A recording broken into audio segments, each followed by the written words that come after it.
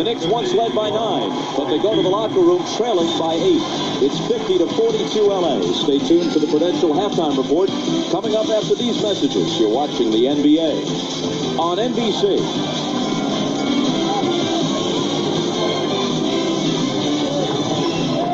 Is the Prudential Halftime Report, brought to you by Prudential. Prudential, a leader in insurance, investments, real estate, and financial services. See why Prudential is today's rock-solid choice for your financial needs. It's halftime at the Forum with the Lakers leading the Knicks 50-42. The Knicks once led this game by 9 points, but a 17-point turnaround has them trailing by 8. The Lakers shooting a blistering 70% in that second quarter. Hi, everybody. Hannah Storm, along with Isaiah Thomas, Peter Vecsey, will get their thoughts on the first half and some other things in just a few moments. But first, the Rockets' Charles Barkley. He's healthy again, and his team is red hot. Winners of 7 straight and 12 of their last 14. Barkley has been an inside force with his low-post offense and his great rebounding. And as he told Peter, his inspiration for this season came from one of Barkley's closest friends. Sometimes I dream that he is me. I just want to be like Chuck. Beginning of the season, you said that Michael Jordan motivated you to get in shape this year. Yes. Now, how is that possible? Well, because I wanted to retire. We had a miserable team last year. Had terrible chemistry. I was hurt all year. And when me and Michael had got together a couple times to play golf, I was about 30 pounds overweight. And he basically said, you know what, this is not the way you want to go out. And then when Michael challenged me, he said, man, you don't want to go out. You want to say you enjoyed didn't like your last year of basketball, and you're really out of shape right now. 'Cause I was about 285. You know, that's about 30 pounds over my playing weight. And I was really just miserable. They had a club called the Breakfast Club in Chicago, in which at least Jordan and Pippen would get up every day and they would go lift. Yes. Right? Yes. Now he's brought it to Houston. Yes. And we lift weights every morning. You, Scotty, and Akeem. Akeem has joined now. And I think Akeem has played terrific since he joined the Breakfast Club. But I wish I had done it sooner, but that's easy to say now because I'm having success with it. Because when the season started, I felt unbelievably strong. Very powerful and explosive. You know, I've been playing at 252 to 255 for the last 12 years. I weigh 272 right now. But I don't feel like it. But it has kept the lawsuits down. You would agree that? It kept the lawsuits down. Weight up, lawsuits down. Yeah, because I have to be in at a decent hour if I got to get up every morning and lift weights. That definitely been a bonus. Well, you spoke about money. How does it feel to make less than Matt Bullock and Matt Malone? It's a sad day when Matt Bullock make more than me. It's a sad day because he tells me every day. Yeah, actually, I was getting my ankles taped one day, and you know how veterans can make rookies get off the table? He made me get off the table because he made more money than me. It was a sad day for the Barclays. And you got off. I got off. You know, hey, money speaks. You know, we know you're making $1 million this year, but isn't there a wink from ownership that you're going to be taken care of big time next year? You know, you took the $1 million this year to fit Scottie Pippen in, but next year the word is you're going to be making $14 million. $14 million? I've never made $14 million. I know you never made it. No, Peter, it basically came down Your smile told me everything anyway. So now, I tell you what, when I first started 15 years ago, it was only a couple players making $1 million. You know, that was like my goal. You know, I've accomplished my goal. Like, hey, in about 3 or 4, 5, 6 years, if I'm playing really well and I made a couple All-Star teams, if I make $1 million a year, that would be like my dream life scenario. I think right now it's realistic. I just want to win the NBA championship. I mean, you know, we can talk. And you felt this was the best place? This is my best place. I consider Seattle. I consider Atlanta because of Lenny Wilkins. The Knicks, I didn't like their team. If Akeem plays well and I play well and Scotty plays well, I thought no team can say they can put 3 players of that caliber on the court at the same time. I mean, I'm very realistic. I'm only playing now for the championship. And if I can look myself in the mirror and say, hey, man, my last couple years, I gave it the best shot that I possibly could, I can be at peace with that. But, Charles, if you win this year and you have a chance to come back and earn $14 million and defend your title, you leave? That's a tough one. That's a tough decision. I mean, I just hope that I just want to win at time, and then I can go from there.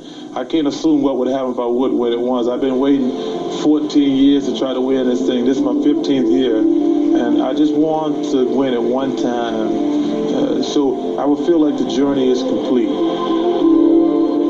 Well, right now the Rockets are in the third playoff spot in the West, but it was just a couple of weeks ago that they were sixth. They were looking like anything but a championship caliber team, and Scottie Pippen was very vocal in his complaints about not finding his place in their offense. That's right, and he said he had no sense of involvement. He wanted more touches. He wasn't getting enough shots. If that sounds self-serving and selfish, that's exactly what it was. But the truth of the matter is it had some credence to it, and he met with Rudy Tomjanovich soon afterward, and they've appeased him to some degree. They're running the two-man game much more. But on a positive note, Barkley also told me that people don't know about this guy, Pippen. Here he has 6 championship rings. He's just signed for $67 million, and he's the first one at practice every day helping out the young guys. And also, he's been a great motivation for him in that breakfast club. That's right, and maybe their chemistry on the floor hasn't been so good, but it has been good in the locker room, and that's been something the Rockets haven't had in the past. Given all of that, how realistic is the goal of Charles's first title this year? This is the best chance that Charles is ever going to have to win a championship. You got 3 of the top 50 players who's ever played the game. You got Pippen, who can lock up the perimeter from a defensive standpoint. You got Elijah Wan from a defensive standpoint inside, who can lock up centers. And you got Barkley to run free and rebound. And if Mobley and Dickerson can play well from the outside at the guard position, this is their best shot at winning. The rookie backcourt, that's the big question for Houston. Well, we'll see plenty of Charles Barkley and the Rockets in the month of April. Next Sunday's doubleheader begins with the Knicks and the Pacers from Indiana. Note the special start time of 3:30 Eastern. That will be followed by the Rockets and Sonics from Seattle. Tip-off for that game is 6 o'clock Eastern. When we return, scores and highlights from around the league, including a fabulous fourth quarter by the NBA's best sixth man, Darrell Armstrong of the Magic. First, a message from Prudential and word from the NBA.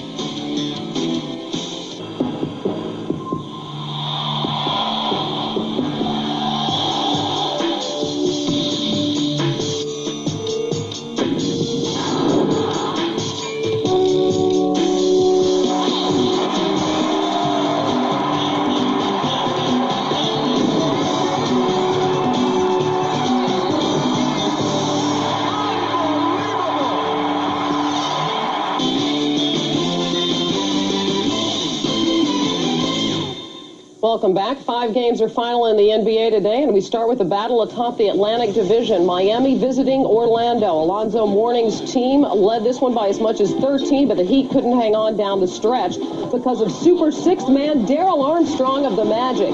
Scored Orlando's first 13 points in the fourth quarter, that three-pointer giving them their first lead since early in the game. Here he is again, finishing with 19 points in the quarter. Another 3. That one resulted in a 4-point play to give the Magic the lead for good. The final, 94-87. The Magic has beaten every team in the East. They have a 1-game lead in the Atlantic Division now over Miami. Elsewhere, Indiana beat Boston as Larry Bird ran his record against the Celtics to a perfect 6-0. Seattle, 14-13, 7 games worse than last year after being killed by the Pistons. Chicago and Toronto, rookie sensation Vince Carter and the Raptors looking to reach the 500 mark. Charles Oakley with the outlet to Carter, and check out the Jordan-esque baseline move by the rookie. He is spectacular.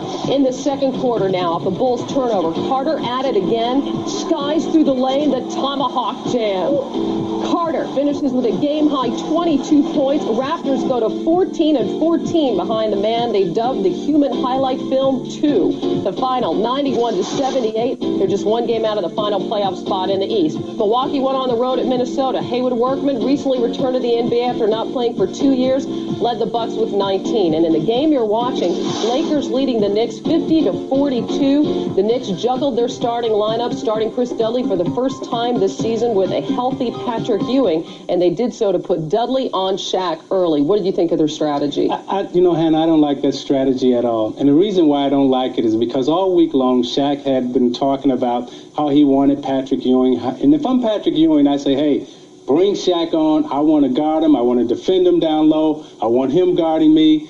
when you play games like that, you put Dudley on Shaq. Now it throws your whole offense out of rhythm. It throws your defense out of rhythm. It takes everybody out of their rhythm in terms of shooting, in terms of defending. If I'm Shaq at halftime, if I'm Patrick at halftime, I come in and I say, hey, let me guard Shaq one-on-one.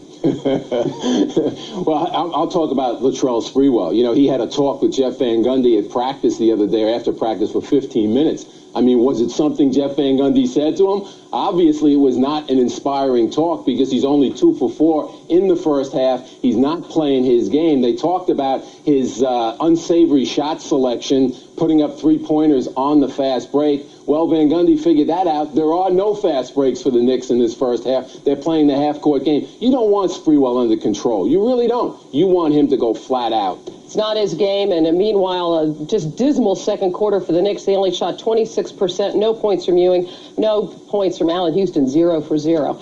In the other sports news, David Duval claimed the biggest victory of his career, winning the Players' Championship today. And here was the big shot, his tee shot on the perilous 17th hole. 16 previous players had put it in the water. Duval, only a 1-stroke lead at the time. That set up a birdie putt. He went on to win by 2 strokes today, propelling him to the number 1 ranking in the world. And this came on the same day that his father, Bob, won his very first senior PGA Tour event, the Emerald Coast Classic. So they made history today. In the first major of the golf season, Dottie Pepper finished at 19 under, the lowest total ever in a women's major. In NASCAR, Terry Labonte won the Prime Star 500 in Fort Worth, Texas. He beat out Dale Jarrett and his brother, Bobby. And another family affair, Venus Williams, defeating her younger sister, Serena, in a 3-set final at the Lipton Championships. And the Baltimore Orioles got an RBI single from Harold Baines in the top of the 11th to defeat the Cuban national team in Havana. The Lakers lead the Knicks by 8. We'll send you back to the Forum for the second half right after these messages from your local station. This has been the Prudential Halftime Report, brought to you by Prudential. Prudential, a leader in insurance, investments, real estate, and financial services. See why Prudential is today's rock-solid choice for your financial needs. With Doug Collins, Bob Costas back at the Forum in Los Angeles. The Lakers lead at the half by 8. The Knicks at 1 point in the first quarter had a 9-point lead, but Allen Houston getting in early foul trouble, 3, and he had to sit out literally half of the first half. That didn't help. No, that really hurt them because this is a team that struggles to score points, and maybe he and Sprewell and Ewing out there with Larry Johnson, so they got enough offensive weapons. And you said, Bob, they got off to a great first quarter. Ewing, Sprewell, and Houston, a combined 21 points. You see the big three for the Lakers, 38. Look at field goal shooting. Look, 50% down to 26. And on the other hand, the Lakers, 33 to 71%. So the Lakers, looking to snap a 2-game home losing streak, will take an 8-point lead into the third quarter. Excuse me, I just need to get my bag. Excuse me.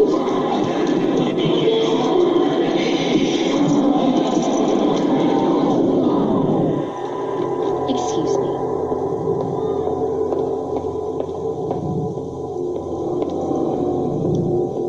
It's more than a car. It's a state of mind. The Accord from Honda. Performed with the Knicks down by 8. Their big concern was the Lakers' second team. They felt like they came out and they were more aggressive, so they want to come out and be more aggressive. For the Lakers, they want to make sure that they don't come out flat like they have the last couple of games. Also, they want to pick up the Knicks full and also run their offense through Shaq and try to work it out to the outside shooting in the second half. Thanks, Bob. All right, Ahmad, Allen Houston with the ball as the Knicks start the third quarter with possession. Rodman is on Ewing. Patrick looking to work on him, but loses it. Harper to Bryant. Kobe pokes it ahead to himself. Now spins against 2 defenders, out to Harper for 3, and it's short. Ewing takes the flat-footed rebound.